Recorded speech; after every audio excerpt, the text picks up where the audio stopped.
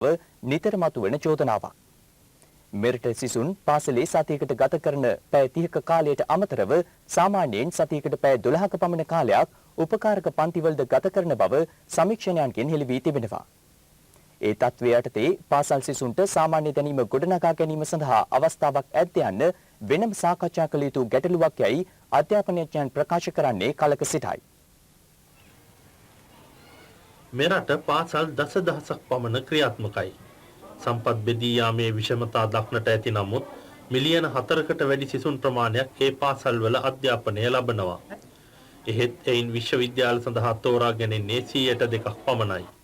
ඒ නිසා උසස් අධ්‍යාපනයට ඇත්තේ දැඩි තරඟයක්. මේ තරඟකාරී ස්වභාවය නිසා මේ උපකාරක පන්ති වලට යෑම ඉතාමත්ම තියුණු ලෙස සිද්ධ වෙනවා අපේ රටේ. එතකොට මේ නොයෙක් පරිශන කරලා පෙන්වුම් කරලා තියෙනවා ළමයෙක් සතියකට පැය 12ක් විතර පමණ කාලයක් මේ උපකාරක පන්ති වලට යනවා කියලා. ඉතින් මේ උපකාරක පන්ති වලට යෑම නිසාත් ළමයාට කාලය මිඩංගු කරන්න නැහැ බාහිර විෂයන් වලට. ඒ වගේම බාහිර විෂයන් වල තියෙන අගය දෙමව්පියවත් අධ්‍යාපනඥයෙක්වත් සැලසුම් කරන අය දන්නේ නැහැ.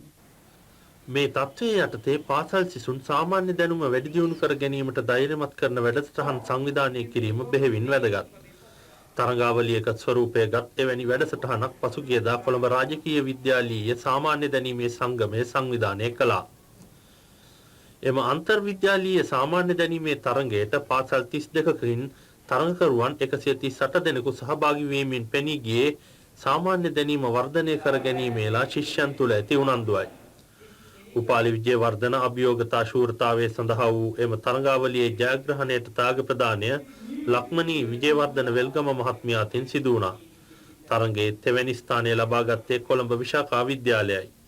දෙවැනි ස්ථානය ගාල්ල මහින්ද විද්‍යාලයට හිමි වූ අතර ප්‍රථම ස්ථානය කොළඹ වෙස්ලි විද්‍යාලය විසින් දිනා ගනු ලැබුවා. කෙසේ වෙතත් මෙම තරඟයට සහභාගී වූ කණ්ඩායම් ලැබූ ලකුණු විශ්ලේෂණය කරද්දී කිසිවකු 70% සීමාවට ළඟා වීමට අපොහොසත් වීම විශේෂ සිද්ධියක්.